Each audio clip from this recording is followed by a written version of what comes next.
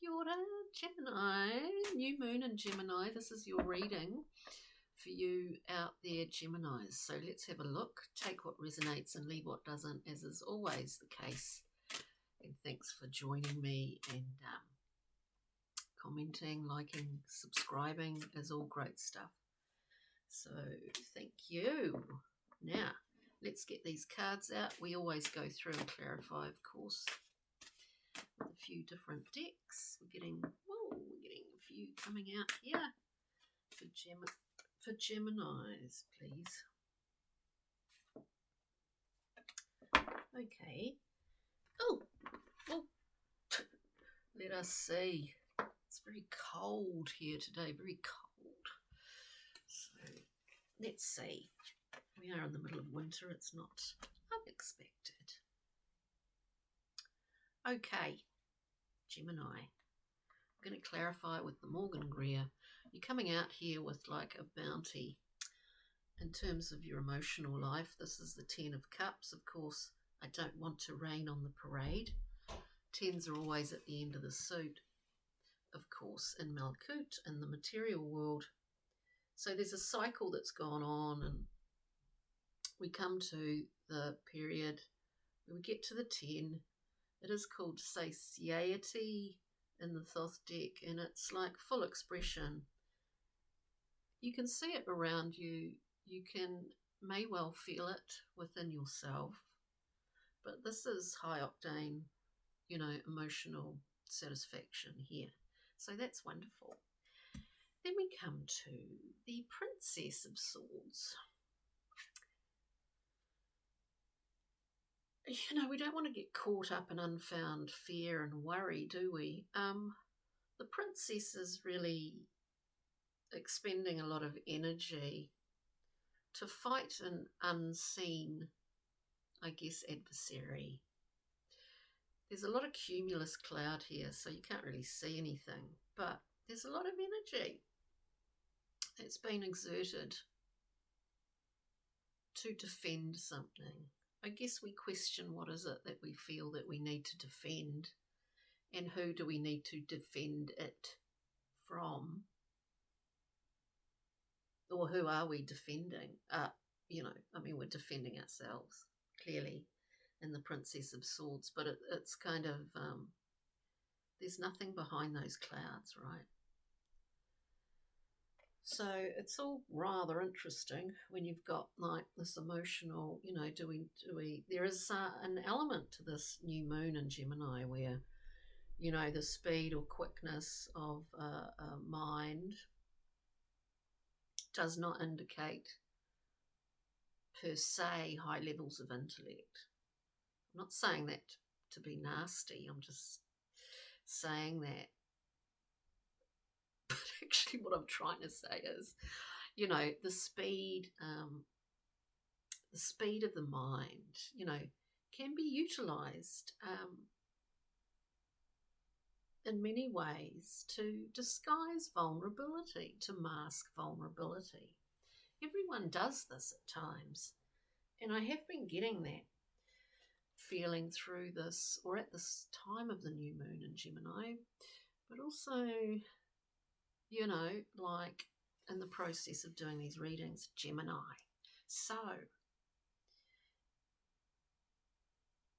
what does that have to do with the Princess of Swords fighting an enemy that doesn't exist? Well, think about it. We then come to the Queen of Wands, this beautiful Queen of Will, the strength of will, and all the hurdles that she's overcome to get to her throne. This animal form is her familiar that reminds her, that is always with her and reminds her, I'm not speaking gender here, of those hurdles that have been overcome in order to get to the point where one fully expresses. We're getting there, Gemini. And then we have the Eight of Wands. Eights are all about the mind and the speed of communication, the speed of online communication, the speed of messages coming in. action, its action station.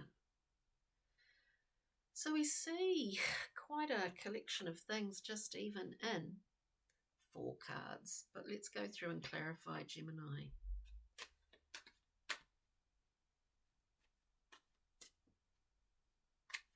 We can, go on this sort of journey of maintaining a level of mastery over the mind if we choose to. Anyway, let's look at the 10 of Cups. It's a beautiful card, Gemini. 10 of Cups. Gemini, please. And we're seeing both sides of the coin of emotional wealth, emotional heights. There's power in it, isn't there? So we see we've gone through a cycle, Gemini, it seems, and we're nearing the end of that cycle. We've got the Ace of Cups. This is bounty. Wonderful. How well do we receive? How well can we offer that love, vibe? There's conflict in something here that is, in its natural sense, the end of a cycle. And I say that because we've got the 5 of Wands. End of a cycle, it could just be, a period of time that's you're shifting the way that you deliver your good vibes and the way that you, I don't know, how you get what you want or what's enough for you now is once it used to be, but now it's not. 5 of Wands. There's boundaries being drawn. There's the beating of rugs to see what lies underneath. There's redefining, actually, your own boundaries in the nature of the emotional world, Gemini. So that's interesting. Right, Princess of Swords for Gemini, please. Princess of Swords for Gemini, please.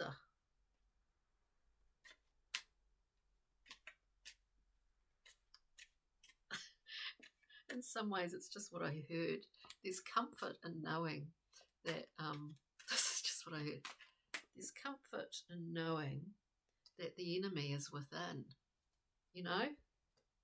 Princess of Swords, the Empress, beautiful, nurturing. We need to offer this to ourselves, is what I'm trying to say. There's a crystallization process going on within the Empress card. So we see the formation of salt from a salty sea, of potential, like endless potential. So we need to nurture this within ourselves, Gemini. We need to really nurture that.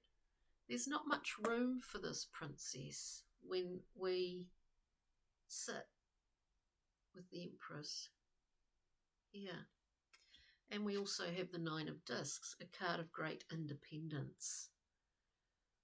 The self-made person standing in a garden full of things, or standing wherever, full of things that they value. A great satisfaction in that. Hence that 10 of Cups, I think, A great satisfaction. The other side to this card, we're speaking of what we value here. The other side to this card is that it can be a lonely position to be. That is where the self-nurturing comes into it. Now, if this makes any sense at all, we're looking at the Queen of Wands, this powerhouse of will. That's the only way that we can, full expression, to give form to what we want to see in our world, you know. I see like this feels like a Gemini who feels somewhat like a lone entity at this time, but that might just be, I don't know, a lone entity.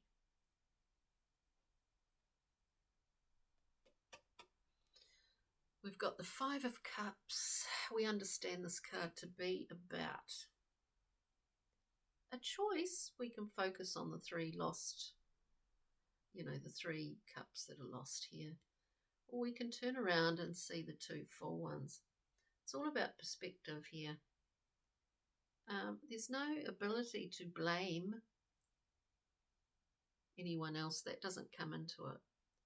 It's about knowing your ability to shift your perspective, if that's been challenging lately. What we're seeing with the Princess and the Empress and that 9 is literally all about that, changing your perspective. Changing your perspective. So we've got that 5 of Cups to clarify, the Queen of Wands, and then we have the 10 of Discs, another 10. I think there's a lot of cycles that are ending for you in various different ways. You know, reframing how you express yourself, and certainly on an emotional level. This 10 of Discs, you know, what are these? Because there's a new shift in what you're wanting to put your energy into, not flailing around like that Princess of Swords. There's a shift in what you want to put your energy into. It's about your sense of will, your sense of action in the world, that it's not fruitless or pointless. For some reason it's kind of got this, it's been recharged, put it that way. So with that disappointment in the 5 of Cups, we understand melancholy, all of that. We understand we can change our view. We have this 10 of Discs, which is all about the wealth around us, family, you know, all of that stuff. But also it's about inheritance and family, not just money, but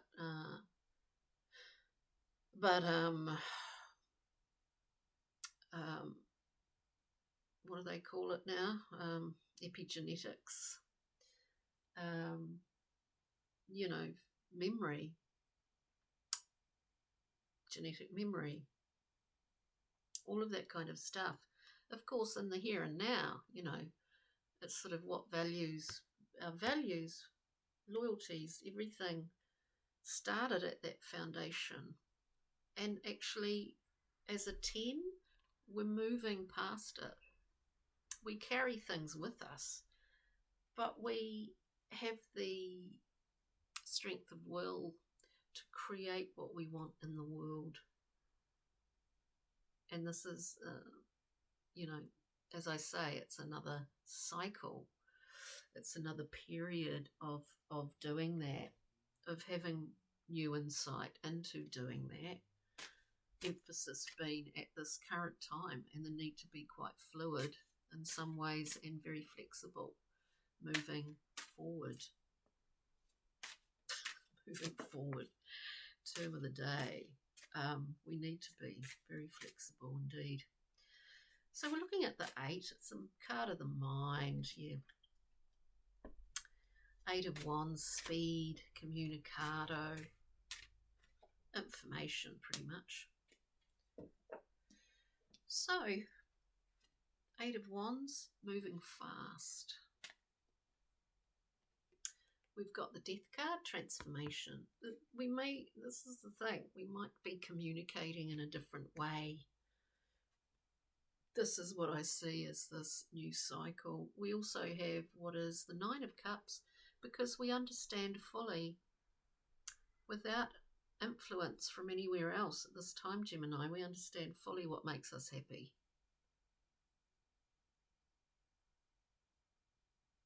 We really do. So, you know, the Nine of Cups, in some decks we see a little figure with 9 cups above them, sitting there all kind of comfortable. The other part of this is that we don't take this for granted. We don't become complacent. And we change a lot. Our desire, you know, our changeable, you know, the mutable signs. So, Nine of Cups, we know what makes us happy. I see this as a whole new spin of the wheel, quite frankly. And that for some of you, maybe messages coming through from other people, or, you know, could be workplaces or work or whatever it is. There's a speeding up of communication. And I think we can feel that anyway in the general wider world, can't we? There is a speeding up of communication, but we have to ascertain whether those messages are actually, for one thing, relate to us or are in fact true or false. That's just what I get, Gemini. Brian Froud, Pixie and Fairy Oracle. Let's unpeel the layer. Well, this is reason to celebrate here.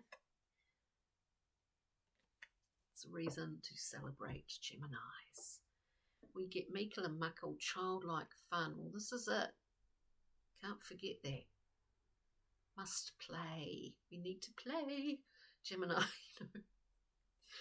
And see humour. Humour accounts for a lot, especially at the moment. So we rediscover the concept of play in whatever way that comes to you or that you seek that out.